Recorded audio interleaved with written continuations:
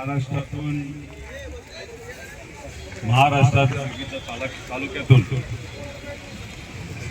पुणे या शहरामध्ये शिकण्यासाठी आलेले सर्व आदिवासी बंधू आणि भगिनी, तुमच्या सर्वांसाठी तुमच्या हक्कासाठी तुम्हाला आता रस्त्यावर उतरावं लागले। गेले 11 दिवस प्रत्येक जिल्ह्यामध्ये आपल्यातलेच काही बंधू आणि भगिनी हक्कासाठी तिचं आंदोलन करत आहे। सत्तेमध्ये असणाऱ्या काही लोकांचं मत असं आहे की गर्दी एवढी दिसत नाही। मला त्यांना एवढंच सांगायचं आहे, प्रत्येक जिल्ह्यामध्ये आणि तालुक्यामध्ये जर एवढी मोठी गर्दी असेल आणि त्यांच्यावर जर अन्याय तुम्ही करणार असाल आणि त्यांच्या मागण्या जर मान्य करणार नसेल तर या राज्यातली सर्व ही जी गर्दी युवा शक्ती जर एकत्रित आली तर या सरकारला ते परवडणार नाही। म्हणून सरकारने काही झालं तरी आजचा नाही तर उद्याचा दिवस हे सर्व आदिवासी बंधू आणि भगिनी तुम्हाला देत आहेत। आम्ही त्यांच्या बरोबर आहोत, आमचा पाठिंबा यांना आहे। उद्या संध्याकाळपर्यंत तुम्ही या मुला मुलींच्या मागण्या मान्य केल्या नाहीत तर या सरकारला हे महागात पडणार आहे, हे त्यांनी तिथं जाणून घेतलं पाहिजे। आत्ताचा जो GR काढला गेला होता पहिल्यांदा, तेव्हा तुमचं आंदोलन सुरू झालं, 5-6 दिवस झाले होते, तेव्हा तुमच्यातल्या काही लोकांनी आम्हाला संपर्क साधला आणि मग तुमच्या सगळ्यांच्या वतीने या सरकारला आव्हान देणारं एक सोशल मीडियाचं ट्विट तिथं केलं आणि काही अधिकाऱ्यांशी आमचं फोनवर बोलणं झालं। नेहमी आमची भूमिका असते, एखादं आंदोलन असेल तर आम्ही पाठिंबा देतो, पण आम्हाला त्याच्यामध्ये राजकारण करायचं नसतं, कारण का हे आंदोलन तुमच्या भवितव्यासाठी फार महत्वाचं आहे।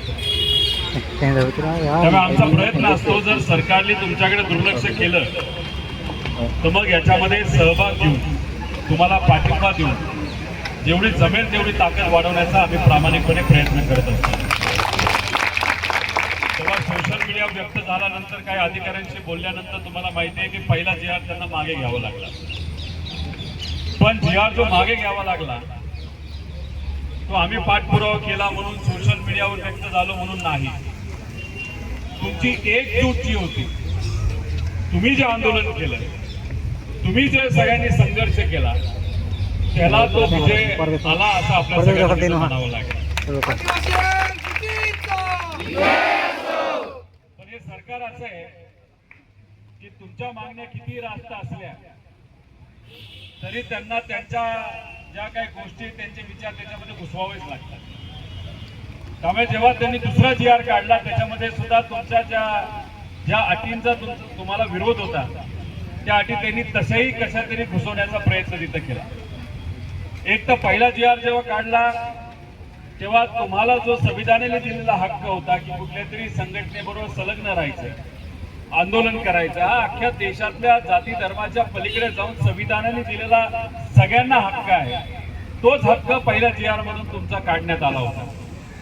वयाची अट तुमची मागणी होती, 2011चा जो GR आहे त्या पद्धतीनेच तुम्हाला ती अट असावी, बरोबर का नाही? सोपी होती, पूर्वीपासून तसं चालत आलेलं आहे। मग आता बदलण्याचं कारण काय? काही अधिकाऱ्यांशी मी बोललो, त्यांचं मत आलं की काही लोक असं करतात तसं करतात। मी म्हणलं 1-2 टक्क्यासाठी 98% मुलींवर तुम्ही अन्याय त्याच्यामध्ये का करताय? तसंही तुम्ही यांना परमनंट कुठं हॉस्टेल देत नाही, भाड्यावरच देता ना।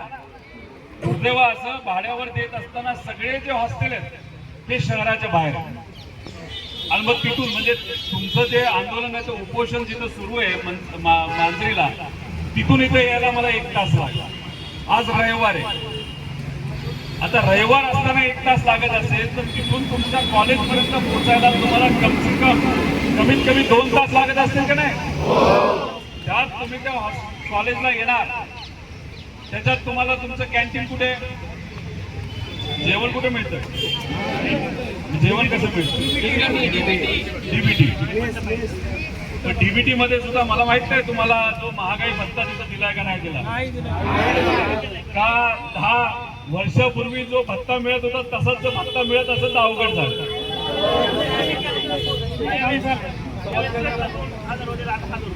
म्हणजे आमदारांचा पगार आमचा वाढलाय, त्यानंतर बाकीकडे महागाई भत्ते त्या ठिकाणी वाढले, पण विद्यार्थ्यांच्या बाबतीतचं महागाई बघून त्यांच्या भत्त्यामध्ये वाढ मिळत नसेल तर ही कुठेतरी आपली थट्टा आणि चेष्टा केली असं आपल्या सगळ्यांना तिथं म्हणावं लागेल. त्यामुळे ही जी तुमची मागणी आहे, हे जे काही महागाई वाढलेली त्यानुसार तुमचे भत्ते सुद्धा त्या ठिकाणी वाढली पाहिजेत. हे रास्त मागणी हा तुमचा सगळ्यांचा हक्क आहे. थोडक्यात बोलायचं झालं तर काही महिन्यांपूर्वी मोदी साहेब स्वतः म्हणले होते ना की पेट्रोलच्या किमती वाढल्या, जरा पेट्रोल कमी वापरा, तेलाच्या किमती वाढल्या, तेल जरा कमी खा. मग जसं तुम्ही तिथे बोलत असताना तुम्हाला काही गोष्टी जमल्या नाही, तुमचं सरकार निर्णय घेण्यासाठी कमी पडलं, मग भारतातल्या तमाम जनतेला तुम्ही सांगताय तेल कमी खा.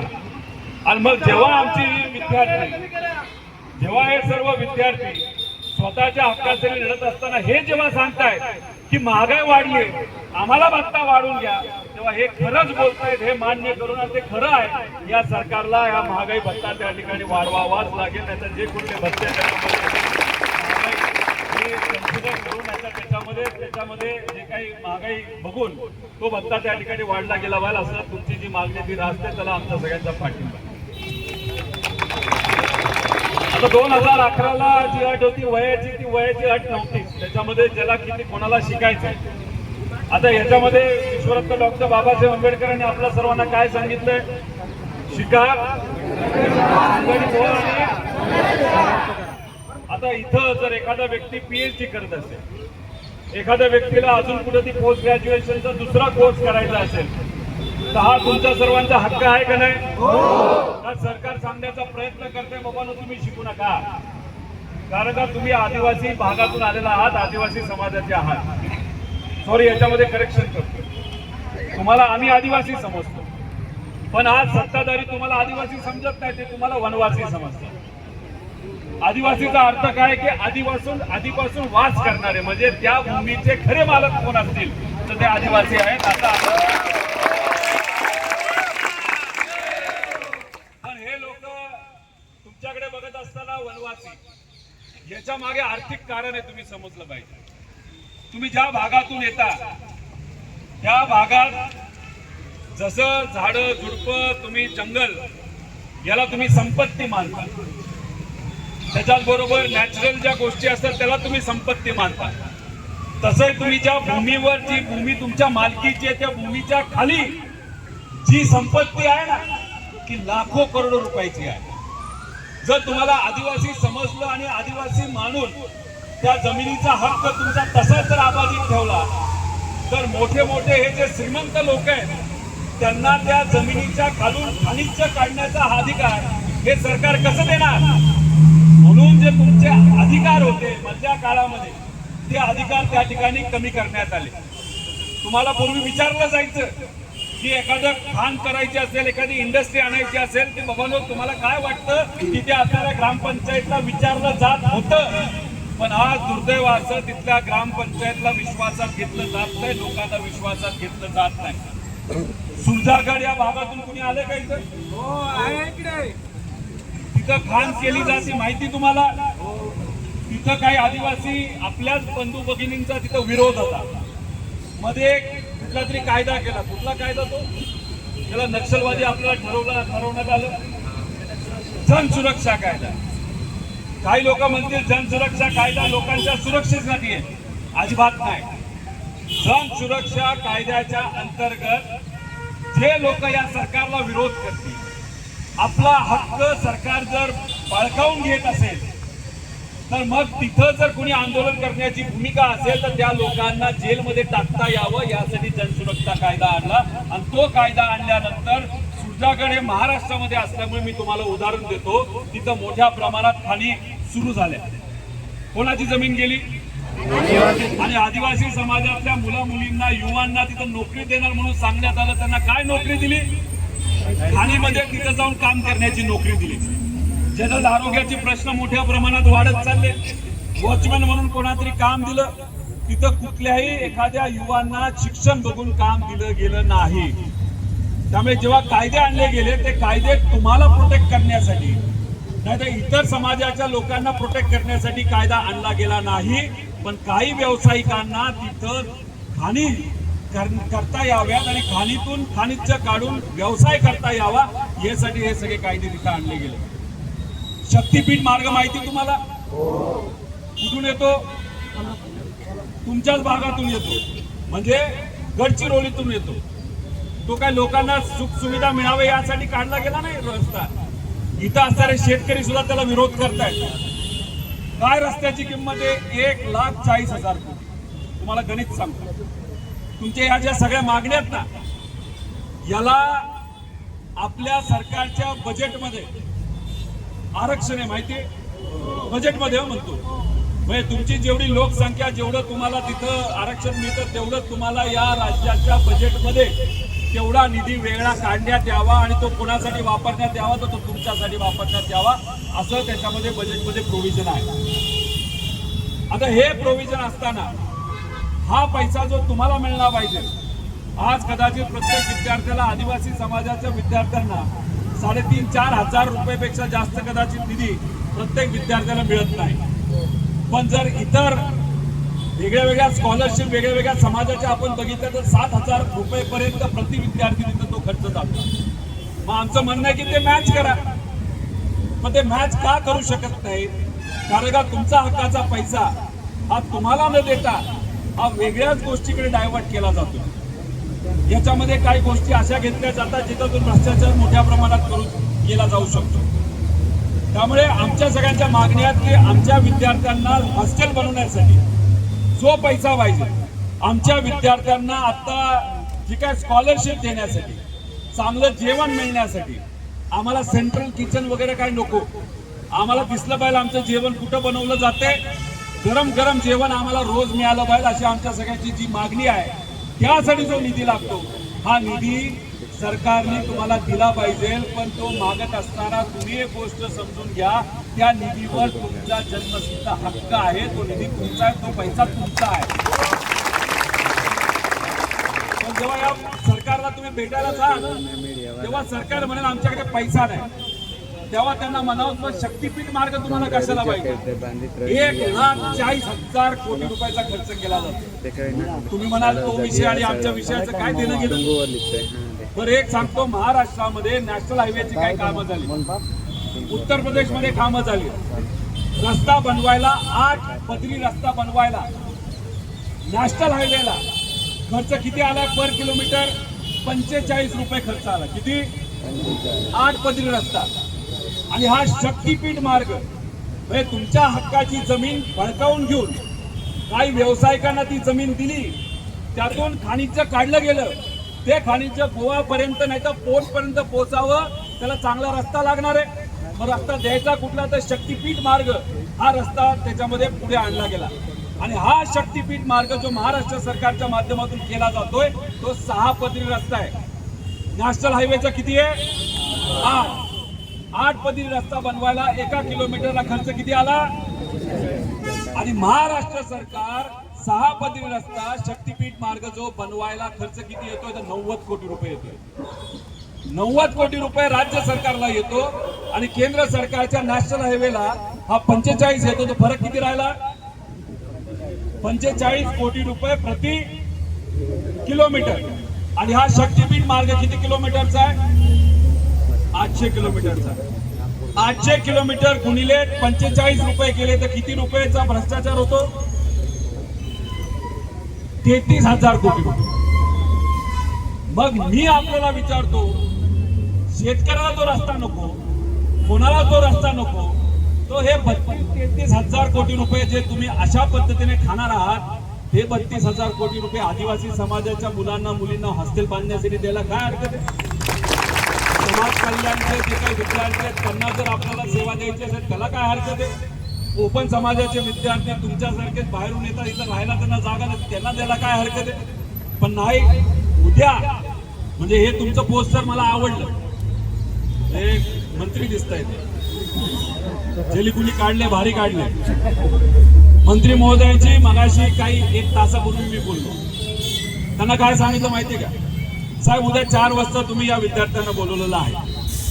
4 वाजता हे विद्यार्थी तुमच्याकडे येतील. तुमच्याकडे जे ठरलं असेल, जे काही तुमचे पदाधिकारी असतील, एक तर नागपूरला तुमचाच एक पदाधिकारी असं दाखवत होता की आंदोलन त्याचंच आहे. एक तर हे आंदोलन न आमचं न या नेत्यांचं, हे आंदोलन फक्त तुमचं, म्हणजे सर्वसामान्य सगळ्या मुला मुलींचं.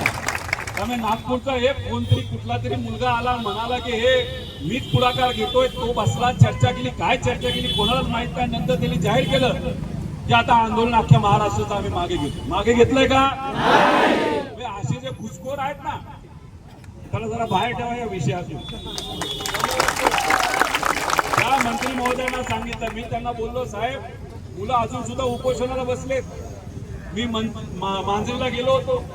तुमचा एक राहुल नावाचा जो विद्यार्थी आहे, त्याच्या लिव्हरला अडचण आली. आता तिथे एक महिला आहे, मुलगी आहे, तिला आता छातीच्या इथं कुठे त्रास व्हायला लागलेला आहे. त्यामुळे हे जे विद्यार्थी आहेत ना, हे तुमच्या हक्कासाठी बसले. एक तर त्यांचं आरोग्य चांगलं राहावं ही आपल्या सगळ्यांची भूमिका असावी. म्हणजे ते तुमच्यासाठी लढतात, तुमच्यासाठी उपोषण करतात, तुम्ही रस्त्यावरची लढाई लढतात, पण त्यांचं आरोग्य पण तितकंच महत्वाचं. तुम्ही त्यामुळे त्यांच्या आरोग्याची काळजी सुद्धा तिथं घ्या. मी मंत्री महोदयांना सांगितलं, साहेब हे विद्यार्थी जे इथं उपोषणाला बसलेले आहेत, ते म्हणजे नाही आंदोलन मागे घेतलं. मी म्हणलं, कसलं आंदोलन मागे घेतलं? साहेब, आम्ही अख्ख्या महाराष्ट्रामध्ये प्रत्येक जिल्ह्यामध्ये आंदोलन चालू आहे, आम्हाला माहिती आहे. तुमचा घुसखोर एखादा भाजपचा कार्यकर्ता येऊन जर सांगत असेल की आंदोलन मागे घेतलं, त्याला म्हणाव ते ऑफिसमध्ये, कार्यालयामध्ये जाऊन तुझ्या नेत्याच्या मांडीवर जाऊन तू बस.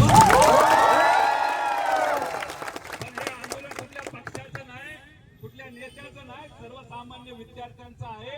ते जेव्हा ठरवतील हे आंदोलन आम्ही मागे घेतलं, तेव्हाच हे आंदोलन मागे घेतलं जाणार, नाही तर घेतलंच गेलं असेल. त्यामुळे कोण नागपूरचा त्यांचा कार्यकर्ता आहे, उद्या सुद्धा मी नागपूरला सकाळी चाललोय. तुमचं तिथले काही विद्यार्थी असेल त्यांना तिथे भेटायला. त्यामुळे उद्या 4 पर्यंत तुमच्या ज्या सगळ्या मागण्या, त्या मागण्या पूर्ण झाल्या पाहिजे असं आम्ही तिथं मंत्री महोदयांना सांगितलं. तुमचे सुद्धा कार्यकर्ते काही जे तुमचे विद्यार्थी तिथं होते, त्यांना दुसरं मी त्यांना सांगितलेलं आहे, विनंती केलेली आहे की बाबा नो, ह्याच्यामध्ये जे लिहिलंय, माझ्या हातात नाही रे बाबा, हे उद्या बोलून चालणार नाही. मुख्यमंत्री साहेबांना फोन करा, मुख्यमंत्री साहेबांना भेटा, पण भेटायचं उद्याच्या नंतर नाही. आज भेटा, नाही तर उद्या सकाळी भेटा. जेव्हा संध्याकाळी जेव्हा तुम्ही विद्यार्थ्यांशी बोलाल तेव्हा सांगा मुख्यमंत्री साहेबांशी आमचं बोलणं झालं. जेव्हा शेतकऱ्याचं आंदोलन होतं पंढरपूरला, तिथं मी मंत्री महोदय म्हणले, मी बोलतो ना. मी म्हणलं, साहेब बोलतो असं नका बोलू, माझ्या समोर बोला. फोनवर मुख्यमंत्री साहेबांशी ते बोलले तेव्हा आम्ही आंदोलन मागे घेतलं. त्यामुळे ते जर म्हणत असेल माझ्या हातात नाही रे बाबा, ज्याच्या हातात आहे त्याला सांग. त्यांना सांगता येत नसेल, त्यांना विनंती करा की उद्याची बैठक ही मंत्र्यासमोर नाही, तर मुख्यमंत्री साहेबांसमोरच त्या ठिकाणी कारण तसंही मुख्यमंत्री साहेबांनी सांगितलेलं आहे, कुठलाही मंत्री निर्णय घेऊ शकणार नाही. घेतला तर निर्णय आम्ही मागे घेऊ. माझा आदिवासी भागातल्या विद्यार्थ्यांचा जर मुद्दा असेल तर तुमची लोकसंख्या या महाराष्ट्रामध्ये किती माहिती? या लोकसंख्येच्या 9% ते 9.5% तुम्ही आहात. तुमची ताकद लय जबरदस्त आहे. कुठल्याही नेत्यावर तुम्ही अवलंबून राहू नका. तुमच्या तालुक्यातले मतदारसंघातले जे आमदार असतील ना, जे सत्तेत असतील, त्यांना जाब विचारा, तुम्ही सत्तेमध्ये तुम्ही विकासासाठी गेला होता, त्यामुळे समाजाच्या विकासासाठी गेला होता का तुमच्या घरच्यांच्या पोरांच्या विकासासाठी गेला होता? हा प्रश्न तुम्ही सर्वांनी आमदारांना विचारला पाहिजे. मी तुम्हाला सांगतो, मोठं केलेलं आहे, पाठिंबा जबरदस्त आहे. पण एक गोष्ट आहे की आजपर्यंत सत्ताधारी आमदार आपल्या या आंदोलनामध्ये आलाय का? आता रीग लागेल सांगतो तुम्हाला, यावंच लागेल तुमच्या या आंदोलनामध्ये त्यांना. आणि जर नाही आलं त्यांना लय महागात पडणारे हे त्यांनी सुद्धा जाणून घेतलं. तुम्ही विकासासाठी केला हे ठीक आहे, तुम्ही बोलण्यासाठी मीडियासाठी ठेवा.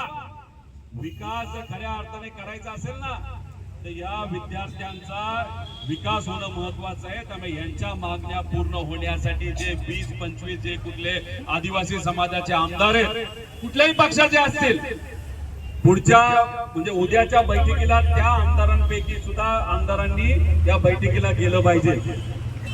आम्ही आवाहन करतो, आमचे जर आमदार असतील, आम्ही खासदारांना सुद्धा तिथे विनंती करतो, उद्या संध्याकाळच्या बैठकीला आदिवासी समाजाच्या सर्व आमदारांनी तिथं सत्तेतले नाही तर विरोधातले तिथं गेले पाहिजे. आणि जे सत्ताधारी आहेत त्यांनी या मंत्री महोदयांच्या डोक्यावर बसलं पाहिजे. माझ्या हातात नाही रे बाबा, हे जे मंत्री बोलतात त्यांना सांगा कृपा करून तुम्ही शांत बसा, नाहीतर तुमचं पण राजकीय भवितव्य हे अडचणीत येऊ शकतं.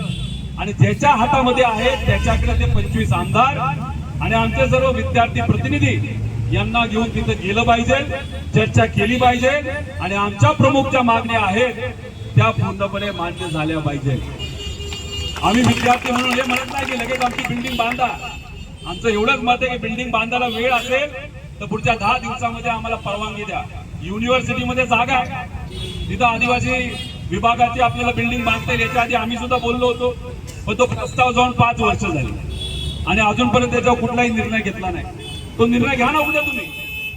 बघा, बाकी निर्णय तुम्ही बघितले एका झटक्यात घेतं हे सरकार, पण तुमच्या बाबतीतला निर्णय सुद्धा उद्या घेता येईल त्यांना आणि उद्याच्या उद्या तो GR निघाला बाहेर आणि तिथं आम्ही आता काम चालू करतोय असं सांगायला काय हरकत नाही.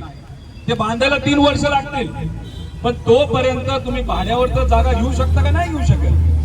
मग भाड्यावर जागा घेत असताना तुम्ही जरा शहरातल्या मध्य ठिकाणी नाही तर आसपासच्या ठिकाणी घेणं हे महत्वाचं आहे. ही आमची मागणी प्रामुख्याने आहे. आणि हे जे वय टाकलं ना तुम्ही 30चं, 10% जागा जास्त घ्यावं, काय फरक पडतोय. आमचा हक्काचा पैसा, या आदिवासी मुला मुलींचा पैसा तो यांच्यासाठी खर्च केला जात असेल तर त्याला हरकत, हे मुलं घेणार नसेल तर तुम्ही हरकत घेणारे कोण. त्यामुळे 2011 प्रमाणे तो निर्णय तिथं घेणं महत्वाचं आहे. आणि आम्हाला गार जेवण नको, एक तुम्हाला मानलं पाहिजे सगळ्या युवांना. तुमच्या ज्या मागण्यात वाचल्या ना, तुम्ही तुमच्यासाठी फक्त लढताय असं नाही हो. तुमची खासियत अशी आहे की तुम्ही लहान मुला मुलींसाठी सुद्धा लढताय. म्हणजे युवा पिढीने जबाबदारी स्वतःची घेतली ते हातात, पण ती लढाई लढत असताना लहान मुलांना सुद्धा जे जेवण दिलं जातंय, अन्न दिलं जातंय, जे काय तिथं विमा तिथं दिला जातोय, सरकारकडनं मदत दिली जाते, ती कमी आहे, ती वाढवण्यात आली. ही जी तुम्ही मागणी तुमच्या मागण्यांमध्ये घेतली ना, ती खरंच तुम्हाला सगळ्यांना मानलं पाहिजे. ह्याला तर माणुसकी म्हणतात. भगवान बिरसा मुंडांनी त्यावेळेस त्या ठिकाणी जो लढा लढला होता तो कोणासाठी लढला होता, सामान्य लोकांसाठी. आणि समोर कोण होतो, इंग्रज होते. मी काही लोकांशी बोललो, अहो आदिवासी विभागातले जे विद्यार्थी असतात तर शांत का असतात, जिद्द असते जबरदस्त, संघटन पण जबरदस्त असते, पण आक्रमक बोलत का नाही. ते म्हणे नाही, ते थोडे शांत असतात, ते थोडे घाबरतात. मला वाटत नाही तुम्ही घाबरता. एवढे मोठे आदर्श तुमच्या समोर असतील तर तुम्ही 100% घाबरणार का नाही, कारण तो तुमच्या सगळ्यांचा हक्क आहे. आणि तुम्ही जर लढला नाही ना, नेते लढतात का तुमच्यासाठी, आमदार लढतात का, पण मग हे जर नेते तिथे लढत नसतील तर कोणाला लढायला लागणार आहे. आमच्याबरोबर ईडी आले, आमच्यावर इन्कम टॅक्स आले, आमच्यावर आले, पण तुमच्यासारखा मी सुद्धा मराठी माणूस आहे, घाबरलो का आपण.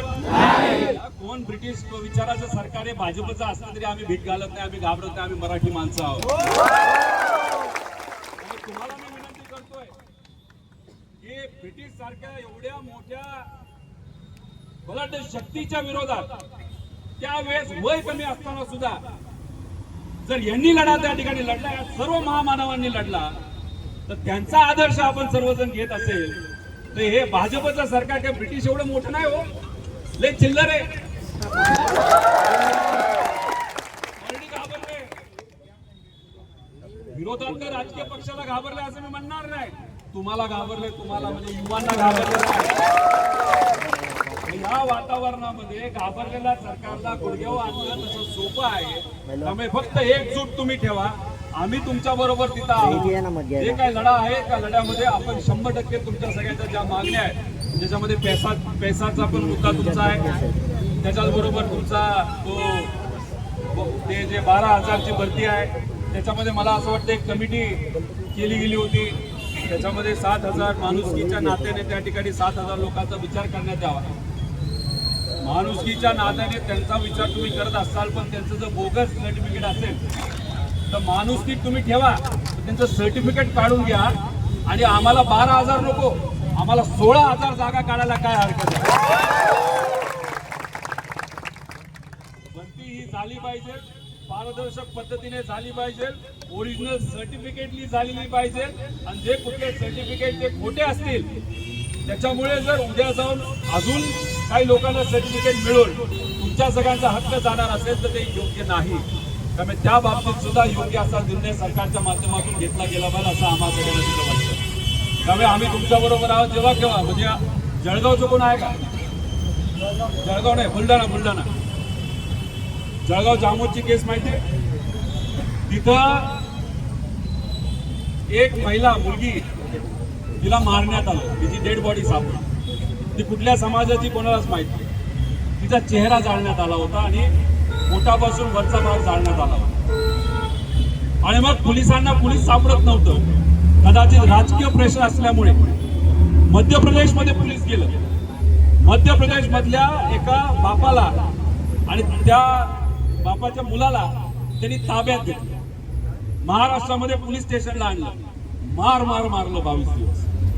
आणि त्यांना सांगितलं की मान्य करा, तुम्ही तुमच्या राज्यामध्ये जी काय तुमची मुलगी मिसिंग याची कंप्लेंट केलेली हीच ती मुलगी आणि तुम्हीच त्यांना त्या मुलीला मारलं असं त्या ठिकाणी तुम्ही नमूद करा, स्टेटमेंट द्या आणि मग तिथं जी काय कारवाई तुमच्या तिथे केली जाईल. 22 दिवस मारल्यानंतर त्या बिचाऱ्या बापाली त्याची मुलगी नसताना सुद्धा मान्य केलं की ही माझी मुलगी आहे आणि त्याच्यावर कारवाई करणारच.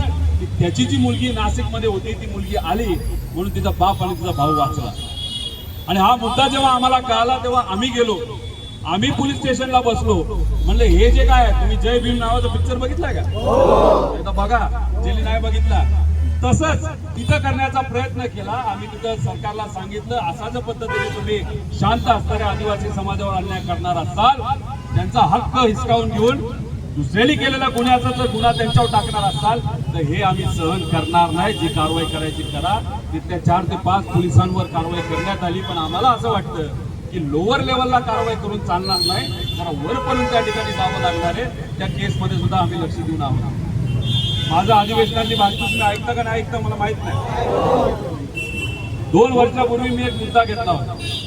मुद्दा असा होता जो तुम्ही घेतला त्यासाठी तुमचं अभिनंदन करतो. आता दूध लहान मुलांना किती ml दिलं जातं? 200 ml. पूर्वी किती दिलं जात होतं? 250 ml. पण काय असं वेगळं झालं की मुलांना आता दूध तुम्ही कमी केलं? मुलं तीच त्या वयामध्ये त्या मुलांना दूध तेवढंच लागतं. जर तुम्ही 50 मिलीलीटर दूध कमी करणार असेल तर तुम्हाला कोण डॉक्टरनी सांगितलं का टेक्निकली सांगितलं? तेव्हा याच मंत्री महोदयांना मी भेटायला गेलो होतो. फक्त हो हो हो म्हणायचे आणि मग तिथं असणाऱ्या अधिकाऱ्यांकडे बघायचे. अधिकारी म्हणायचे नाही नाही ह्याला आहे. शेवटी मला सांगितलं की ह्याच्यावर आम्ही काय करू शकत नाही. उद्याच्या बैठकीमध्ये एक तर मंत्र्यांना म्हणा तुम्ही तरी बोला, नाही तर अधिकाऱ्यांना तरी बोलायला लावा. नाही तर मंत्री जेव्हा अधिकाऱ्याकडे बघून बोलायला लागतो ना त्यात निर्णय निघत नाही. त्यावेळेस आम्ही त्यांना बोललो होतो हे 250 ml जे दूध आहे ते तसंच ठेवा, अंड्यात कमी करू नका. पोषण आहार मध्ये ते तुम्ही तिकडे कुठेतरी कोपऱ्यात बनवता आणि 100 किलोमीटर लांब आणता. त्याच्यात जे काय गार होतं ते गार झाल्यामुळे बॅक्टेरियल लोड वाढतो आणि त्यात विष बाधा होतो. विष बाधाच्या केसेस किती आहेत? बऱ्याच आहेत. गेल्या 2 वर्षामध्ये आदिवासी भागामध्ये राहणाऱ्या आदिवासी समाजाची लहान मुलं आणि मुलींचा मृत्यू किती झालाय? 500च्या पुढं. का? सरकार लक्ष देत नाही. नाहीतर सरकार जी काही व्यवस्था त्या ठिकाणी द्यायला पाहिजे त्याच्यामध्ये कुठेतरी हलगर्जीपणा करते. त्यामुळे हे जे मुद्दे तुम्ही सर्वांनी घेतलेले हे महत्वाचे. आम्ही तुमच्यासाठी लढू, तुमच्या बरोबर आम्ही आहोत. तुम्हाला त्या ठिकाणी पाठिंबा देतो आणि मीडियाच्या माध्यमातून जे कोणी आमदार सत्तेतले आहेत जे आदिवासी भागातून येतात, आदिवासी समाजाचे येतात, त्यांना मला एवढंच सांगायचंय की आजचा दिवस आहे उद्याचा दिवस आहे. तुम्हाला जिथं कुठं आंदोलन या आदिवासी मुला मुलींचं असेल तिथं जाऊन तुम्हाला पाठिंबा द्यावा लागेल. उद्याची जी बैठक आहे त्या बैठकीमध्ये तुम्हाला सहभाग घ्यावा लागेल. तुम्ही विकासासाठी गेलेला आहात त्यामुळे विकासासाठी गेला असता तर या मुला मुलींच्या विकासासाठी या मागण्या महत्वाच्या आहेत. त्यामुळे उद्या संध्याकाळी 4च्या बैठकीमध्ये मुख्यमंत्री साहेब कसे येतील यासाठी तुम्ही पाठपुरावा करा आणि मुख्यमंत्री साहेब आणि आमचे आदिवासी मंत्री यांच्या उपस्थितीमध्ये या सर्व विद्यार्थ्यांच्या मागण्या ह्या पूर्ण झाल्या पाहिजे. आणि जर नाही झाल्या तर परवापासून तुम्ही सांगा तसं तुमच्या आंदोलनामध्ये तुमच्यातलाच एक भाऊ म्हणून, एक मित्र म्हणून त्या ठिकाणी त्या आंदोलनामध्ये मी यायला तयार आहे. राहुल गांधींचं प्रेझेंटेशन भाषण मला ऐकता आलं नाही, पण इथं येत असताना जेव्हा मी मांजरीला गेलो होतो तिथून इथं मला प्रमोद भाऊंनी ते दाखवलं. त्यात मगाशी जी ताई बोलत होती कुठे गेली. एक तर तुमचं अभिनंदन करतो की तुम्ही मराठीत बोलला. तळमळीने तुमची भूमिका तिथं मांडण्याचा आपल्या या ताईने प्रयत्न केला. मी एक शब्द तुम्हाला सर्वांना देतो, आपल्या या राज्यामध्ये विरोधी पक्ष नेता आहे का? नाही. विधान परिषदेमध्ये आहे का? विधानसभेमध्ये आहे का? मग आता आपल्याला कोणावर अवलंबून राहावं लागणार आहे? स्वतःवर तर आहेच, पण राजकीय नेता म्हणून या देशाचा विरोधी पक्ष नेता कोण? मग उद्या संध्याकाळी जर तुम्हाला सगळ्यांना न्याय मिळाला नाही, सरकारला सांगतो, जर उद्या संध्याकाळपर्यंत या मुला मुलींना न्याय मिळाला नाही तर त्यानंतर या विद्यार्थ्यांना विश्वासात घेऊन, त्यांच्या पालकांना विश्वासात घेऊन आणि जे कुठले आमदार यांना पाठिंबा देतील त्यांना विश्वासात घेऊन एक मोठं आंदोलन पुढच्या काही दिवसांमध्ये आपल्या या महाराष्ट्रामध्ये आणि त्या आंदोलनामध्ये आम्ही या देशाचे विरोधी पक्ष नेता राहुलजी गांधी यांना विनंती करू. आणि काल त्यांनी शब्द दिलाय की तुमच्या बरोबर तुमच्या या लढ्यामध्ये मी सहभागी येईल, त्यामुळे ते मोठ्या आंदोलनामध्ये ते येतील असं तरी काही प्रमाणात मला विश्वास आहे एक नागरिक म्हणून. आणि ते आंदोलन मोठं होईल आणि ते मात्र या सरकारला परवडणार नाही. त्यामुळे या सरकारकडे किती दिवस आहेत? किती दिवस आहेत? 2 दिवस, आजचा आणि बर. तुम्ही ज्या ज्या भागातून येतात तिथे असणाऱ्या लोकप्रतिनिधीला तुम्ही फोन करायला सुरुवात करणार का नाही करणार? काय म्हणणार तुम्ही त्यांना? आमच्या आंदोलनामध्ये उद्याच्या बैठकीमध्ये आणि तुमचे जे आमदार जे कोणी असतील जे त्या सत्ताधारी असतील तर त्यांना तुम्ही काय सांगणार? तुमचं सरकार आहे, आमच्या मागण्या तुमच्या सरकारसमोर मांडा, आमच्या बरोबर बसा. आणि जर उद्या संध्याकाळपर्यंत मागण्या झाल्या नाही तर हिम्मत असेल तर आमदारकीचा राजीनामा. त्यामुळे तुम्ही एकत्रित या, मोठ्या प्रमाणात युवा एकत्रित आल्याशिवाय आपले विषय संपणार नाही. दिल्लीमध्ये काय झालं बघितलं ना? दिल्लीमध्ये कुणी कुठला नेता तिथं पुढाकार घेत नव्हता, युवा पुढाकार घेत होते. युवाचं संघटन झालं. 20 तारखेला त्यांच्यावर अन्याय झाला, लाठीचार्ज झाला. त्यानंतर वातावरण तापलं आणि या सरकारला म्हणजे केंद्राच्या अहंकारी सरकारला गुडघ्यावर यावं लागलं. तुमच्या मागण्या त्या मान्य कराव्या लागल्या. त्यामुळे उद्या एका संधी तुम्ही त्यांना द्या, ते ऐकतात का नाही ऐकतात हे उद्या संध्याकाळपर्यंत आपल्याला कळेल.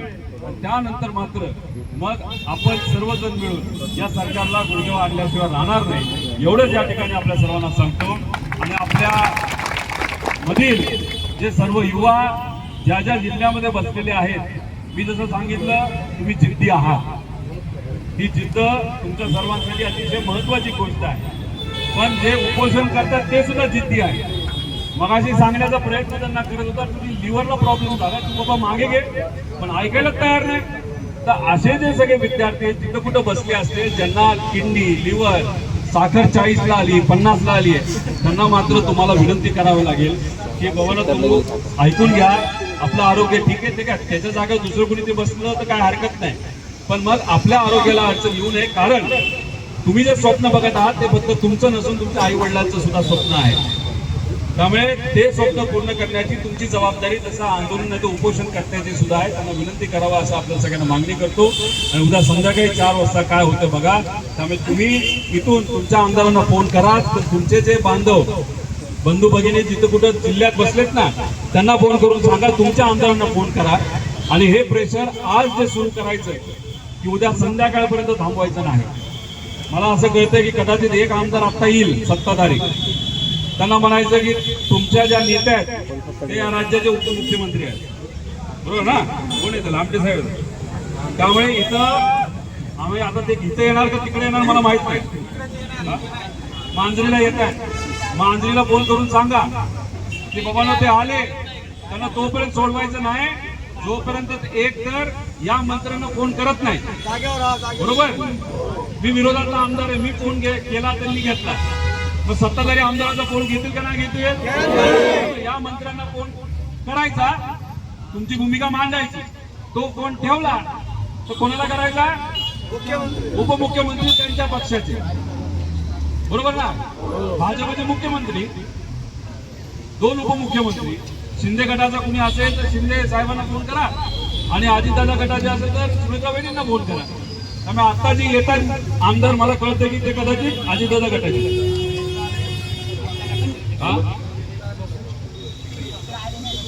आम्ही जिथं कुठं जातो ना तिथं प्रेमाची माणसं गोळा होतात. ज्यांच्या मनामध्ये शंका आहे ना ते मात्र पळून जातात.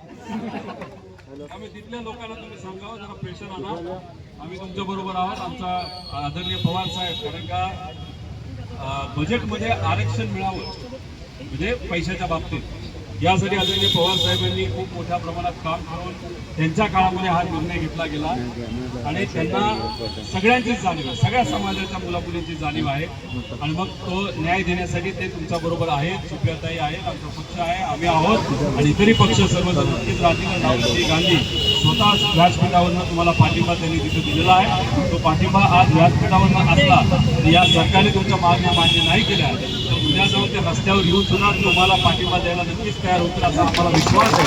त्यामुळे तुमच्याबरोबर आम्ही आहोत.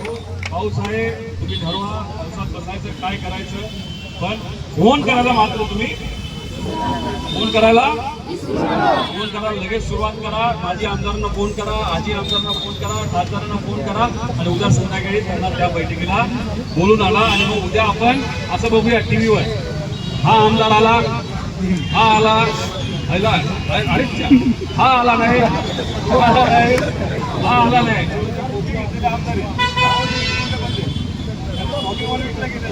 अरे बोके घेतलेले असू नये तर बोके असू, विषय एवढाच आहे की तेव्हा तुम्ही निर्णय घेणार की बाबा घरी येऊन तुम्हाला बघतो त्याला पळत मध्ये यावं लागेल. त्यामुळे तुम्ही तुमच्या अधिकाराचा वापर करून फोन करा. तुम्ही त्यांना मतदान केलं असलं काय नसलं काय, त्या मतदारसंघातून आमदार झाले म्हणजे ते तुमचे आमदार आहेत. त्यामुळे त्यांना फोन करा, जे विरोधातले आमदार आहेत त्यांना फोन करा, जे निवडून नाही आले तरी पूर्वी प्रतिनिधित्व केला त्यांना फोन करा. पण मोठ्या प्रमाणात या पदाधिकाऱ्यांना, आमदारांना, लोकप्रतिनिधींना तुमच्या या लढ्यामध्ये सहभाग घेऊन घेतल्यानंतर तुमच्या मागण्या मार्गी लावण्यासाठी मदत होईल. नाहीतर हे सरकार इतकं घेण्याच्या कातडीचं आहे, त्याला काही घेणं देणं नाही. तुम्ही शाळा सोडून इथं बसता, कॉलेज सोडून इथं बसता, ते मात्र एसी मध्ये बसून मजा करणार.